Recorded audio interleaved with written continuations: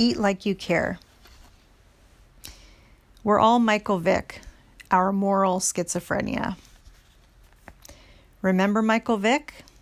Do you remember all the hoopla about football player Michael Vick, who was then quarterback for the Atlantic Falcons, and his involvement in a dogfighting operation on property he owned in Virginia? Of course you do.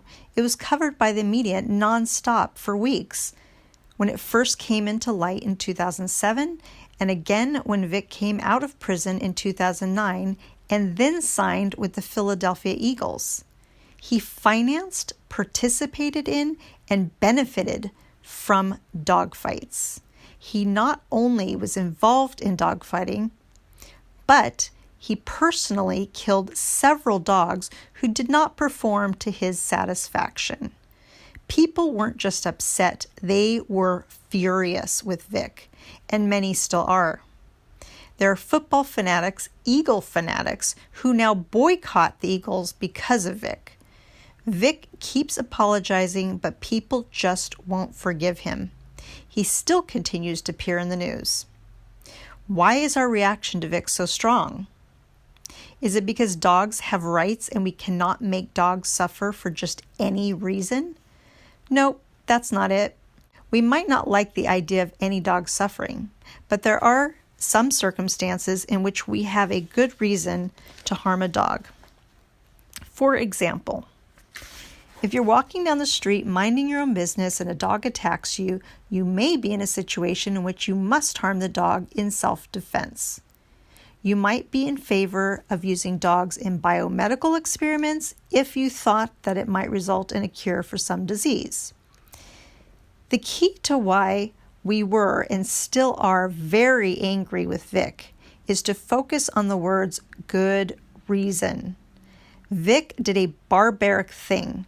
He caused dogs to suffer and die, and the only reason he had for doing so was that he enjoyed it. He got pleasure from watching dogs fight and from his participation in that activity. And no one would accept Vick's enjoyment of dog fighting as a good reason that would serve to justify what he did.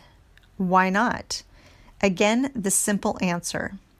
We all accept that it's wrong to inflict unnecessary suffering or harm on animals. We might disagree about whether necessity exists in any given situation.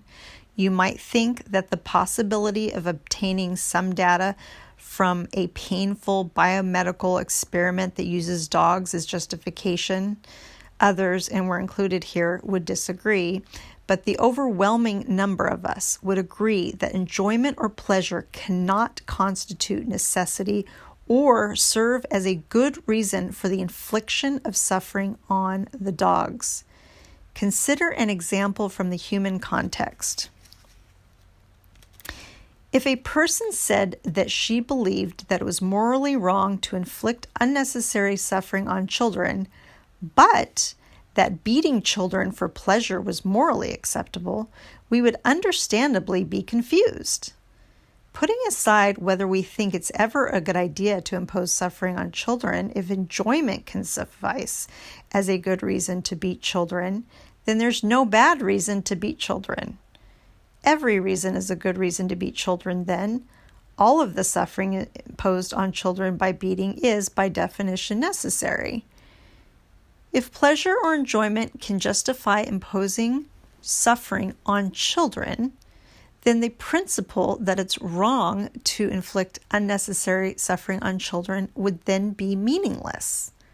The same analysis would apply if we talked about someone beating a dog rather than beating a child.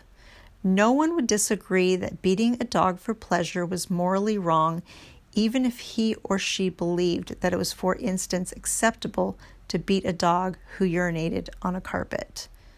And this is precisely why we all objected to what Michael Vick did. He did not have a good reason for what he did. So, the Vick matter implicates both of the moral intuitions that we discussed previously. Vick imposed suffering on animals and did not have a sufficient reason. And although we don't think dogs matter morally in the same way that humans matter, many of us would, for example, sacrifice a dog to find a cure for some illness. There was no conflict between humans and animals that required us to sacrifice the interest of the dogs. The only conflict Vick had involved his desire to use them for his pleasure, which was inconsistent with their well-being. And that is not the sort of conflict that counts. The suffering that Vick imposed was wholly unnecessary.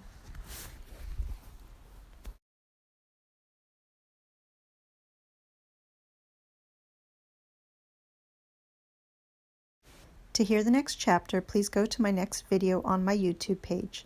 Please like and subscribe.